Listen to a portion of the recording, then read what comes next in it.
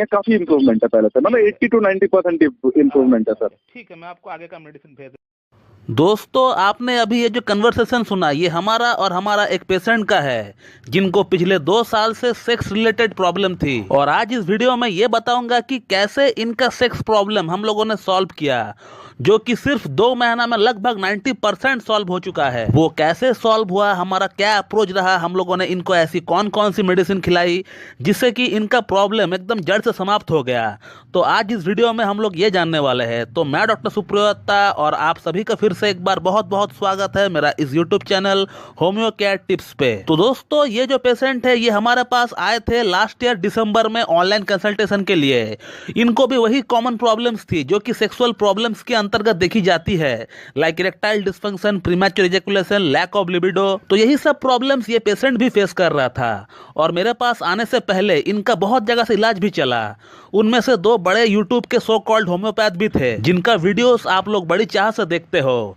मगर दुख की बात यह है कि किसी एक भी होम्योपैथ ने इनका केस को सही से रीड ही नहीं कर पाया, पढ़ ही नहीं पाया। ये जो पेशेंट है ये केस टेकिंग के दौरान बार बार एक ही बात को रिपीट कर रहा था, बार बार एक ही बात को दोहरा रहा था।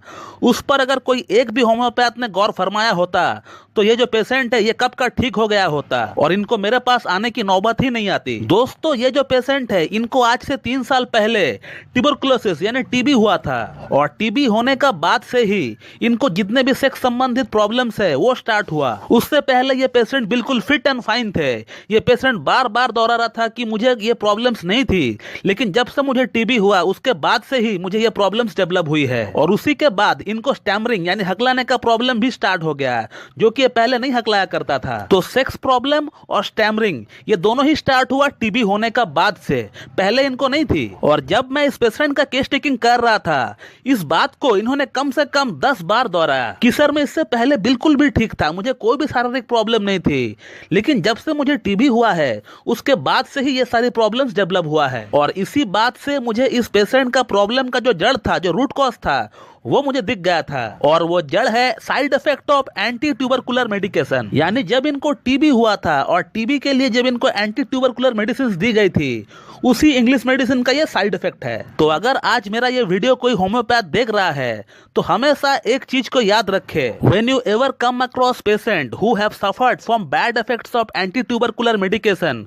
so please in such cases do remember a drug name which is known as streptomycin। Streptomycin है जो मेडिसिन है ये टीबी पेशेंट में ही दी जाती है। बट जब आपको कोई ऐसा पेशेंट मिले कि इंग्लिश ट्यूबरकुलर मेडिकेशन के बाद अगर कोई साइड इफेक्ट चालू होता है पेशेंट में, और वो साइड इफेक्ट कुछ भी हो, टॉप टू बॉटम कुछ भी हो सकता है। इस केस में मैंने सेक्सुअल प्रॉब्लम और स्पीच प्रॉब्लम के लिए स्टेप्टोमाइसिन का इस्तेमाल किया है, लेकिन आपका पेशेंट को अगर कोई और प्रॉब्लम है, फ्रॉम टॉप टू बॉटम कुछ भी प्रॉब्लम हो सकता है, तो फिर आप आंख बंद करके स्टेप्टोमाइसिन के बारे में सोचिएगा। लेकिन element after bad effects of anti tubercular medicine ही होनी चाहिए, तभी स्टेप्टोमाइसिन काम करेगी, अदरवाइज नहीं। और इस पेशेंट को मैंने स्टेप्टोमाइसिन 200 और 1 mg का एक सिंगल डोज ही दिया है अब तक। और आज तकरीबन 2 महीना हो चुका है इनका ट्रीटमेंट हमारे पास चलते हुए, और इनका प्रॉब्लम कम से कम 90% तक सॉल्व हो चुका है। पिछले 2 साल से वो यहाँ वहाँ के मेडिसिन खा रहे थे, लेकिन इनको कोई भी फर्क नहीं पड़ा था।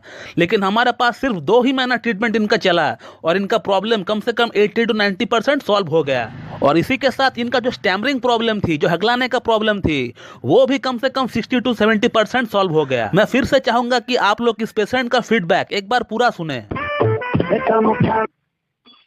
हेलो जी, मैं बोल रहा था जी। डॉक्टर दत्ता जी जी जी। आपका जो ट्रीटमेंट चल रहा है हमारे पास, इरेक्टाइल डिस्फंक्शन, प्रीमैच्योर इजैकुलेशन का, इन शॉर्ट अगर मैं कहूँ सेक्स प्रॉब्लम का जो ट्रीटमेंट चल रहा है 2 महीना से, उसमें कितना इम्प्रूवमेंट आपको हो रहा है? जी डॉक्टर साहब, जो आपका जो मेरा जो चल रहा था दवाई वगैरह, वो तो चल रहा था दिसंबर से, तो बहुत ही अच्छा उसका फीडबैक है मेरे तरफ से। अच्छा। अभी काफी इम्प्रूवमेंट मेरे को इसमें दिख रहा है। अच्छा। पहले जैसे कि काफी दिक्कत था, काफी ये सब मामला में मैंने तो आपको सभी कुछ शेयर किया है। हाँ, शीघ्र पतन का हाँ, लैक ऑफ। अभी जो है डॉक्टर साहब अभी क्या हो रहा है कि अभी फिजिकल इंटीमेसी का डिजायर बढ़ रहा है, इरेक्शन रहा है देर तक, मतलब बहुत सारा पॉजिटिव चीज हो रहा है। अब पहले जैसा नहीं रहा, स्पर्म काउंट भी बढ़ रहा है, काफी अच्छा है। पहले जैसा दिक्कत नहीं है, काफी इम्प्रूवमेंट है पहले से, मतलब 80 to 90% इम्प्रूवमेंट है सर। ठीक है, मैं आपको आगे का मेडिसिन भेज देता हूँ कल। ठीक है, ठीक है, थैंक यू। और इस महीना मैंने इस पेशेंट को स्ट्रेप्टोमाइसिन 10 mg का एक सिंगल डोज अभी तक दे दिया है। तो इस वीडियो में आपने ये देखा कि कैसे एक सटीक होम्योपैथिक ट्रीटमेंट की मदद से सिर्फ 2 ही महीनों में impotency, erectile dysfunction, premature ejaculation, lack of libido, semen की क्वालिटी सभी में इंप्रूवमेंट लाया गया है। जबकि किताब में कहीं पर भी स्ट्रेप्टोमाइसिन के बारे में ये नहीं बताया गया है कि ये सेक्सुअल स्पेयर में काम करती है। तो यही है क्लासिकल होम्योपैथी, यही है इसकी खासियत, यही है इसकी सुंदरता। यहाँ पहले से कोई भी रेमेडी सेलेक्ट नहीं रहता है हमारे लिए, और इसीलिए होम्योपैथी में medicine case to case, person to person vary करता है। Fixity of ideas doesn't work in homeopathy. जब भी कोई पेशेंट आता है तो हमें नई तरीके से फिर से स्टार्ट करना पड़ता है उसके लिए। तो दोस्तों, मैं इस वीडियो को यहीं पे एंड करता हूं। So thank you very much and have a good day.